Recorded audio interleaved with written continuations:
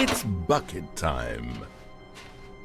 Stanley clutched the bucket tightly to his... This was not the correct way to the meeting room, but Stanley had felt the bucket calling to him, telling him that the employee lounge was simply the place to be. And here it was. Had the bucket turned out to be correct? No, never mind. The bucket was wrong. Stanley took the door on his left to go back to the meeting room. No, said the bucket. Don't go to the meeting room. Go somewhere else. The cargo lift. Good, said the bucket. Now ride the lift all the way to the top. There's something up there I need you to do. Stanley did not question why or how this bucket was speaking to him. It should have alarmed him, of course, because buckets can't talk. But Stanley chose not to think about this obvious fact. He was firmly convinced that the bucket had spoken to him, and he unthinkingly did whatever the bucket asked. In here, said the bucket. Go into this dark room over here. Stanley once again obeyed blindly. Now pick up the...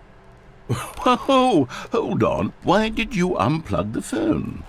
Were you trying to resist the bucket's orders? Stanley, I was joking. Obviously, the bucket isn't talking to you and telling you to do things. Buckets can't talk. It was a joke. Don't you get the joke? It's funny, Stanley. A talking bucket. Can't you see? Oh, goodness. I must have really bungled up the delivery if you actually took me seriously. Where did I mess up the joke? Should I have paused for longer or spoken quicker? Comedic timing is so difficult. I wish I were better at it. But there isn't exactly an instructional video on comedy that one can watch to fully... Oh, wait, yes, there is. It's sitting right here. Let's take a look. What is comedic timing? What is comedic timing? How does it work? How long should it last? How can it be used to effectively silence your political enemies? And more importantly, can it be taught in its entirety within 90 seconds? Thankfully, the answer to all of these questions is yes. Let's dive deeper. If you've ever told a joke or made someone laugh, in all likelihood, you did it while standing 50 to 80 centimeters from them in a room of no more than 76 degrees Fahrenheit, with one of your arms raised straight upward at a 15-degree angle from your body. These are the optimal conditions for good comedic timing. To begin the joke, start by stating and spelling your name. Next, provide a brief synopsis of the joke, including the specific times at which the recipient of the joke will laugh, and then spell out your name a second time. With these steps complete, it's time to begin the humor. Speak the entire joke in no more than 18 seconds and no less than 13 and a half. Pausing only for bathroom breaks when necessary. When the joke has concluded, it is customary to inform your listener that the joke is over by declaring in your loudest possible voice, "I'm Dunny with the funny." Let's practice screaming, "I'm Dunny with the funny" now. Good. This saying is a perfect example of expectations management, which is the cornerstone of good comedy. Finally, it's time to hand out surveys. Collecting hard data from your audience on how rapt they were throughout the joke is the only way to grow or learn as a comedian. An effective survey should be no less than 10 pages long and should include the same question reprinted several times, just to ensure the survey taker is actually paying attention and not simply filling in answers at random. And that's all there is.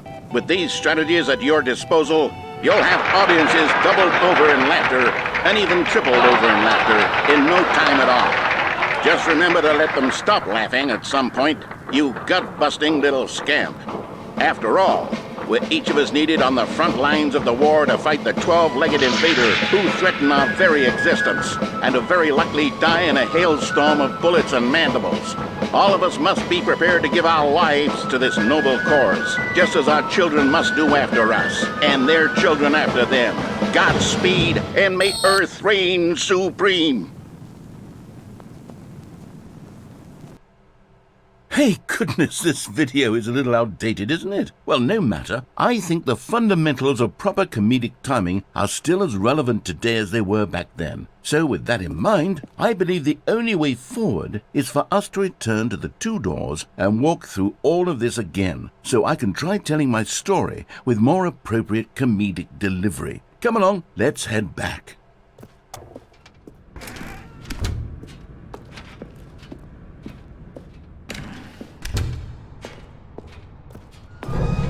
I can feel it. This time, I'm really going to nail the delivery. You'll be in stitches. A talking bucket, you'll say? How ridiculous. How absurd. What a hilarious concept. The king of comedy. That's what you'll call me. Thank goodness we had the instructional video. Otherwise, who knows where we'd be right now. Well, I wouldn't be the king of comedy, that's for sure. The bucket spoke to Stanley. The bucket spoke. The bucket spoke. Oh, I'll figure it out on the fly. No need to overthink things.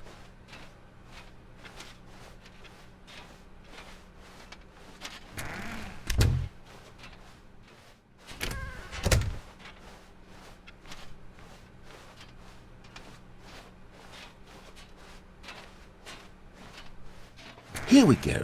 You ready? When Stanley and the bucket came to a set of two open doors, they entered the door on the left.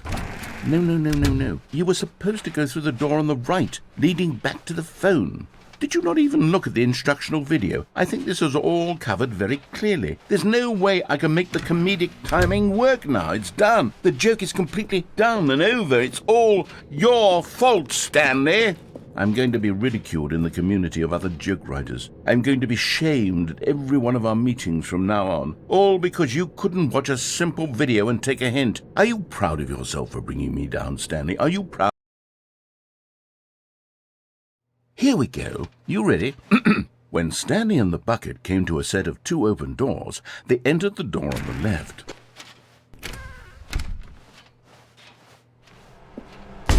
What? We're back at the phone already? No. What's going on? There was supposed to be several rooms leading up to this. There was supposed to be a build-up to this point, a dramatic display of remarkable comedic wit which culminates in this scene with the phone. But now the timing's completely off. The joke will never land. Well, not the way it was meant to. And it's all my fault. I must have forgotten that the phone room comes immediately after the two doors room. What an egregious mistake. I've made a fool of myself.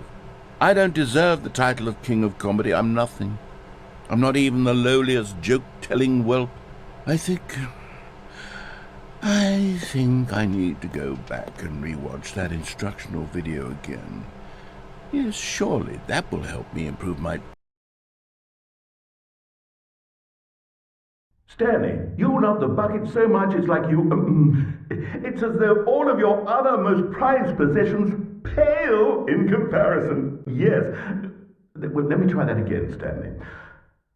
I heard that you are pale with shame over how unabashedly in love with a bucket you are. No? Still not? Is it the delivery? Pale with shame. Pale with shame? Pale...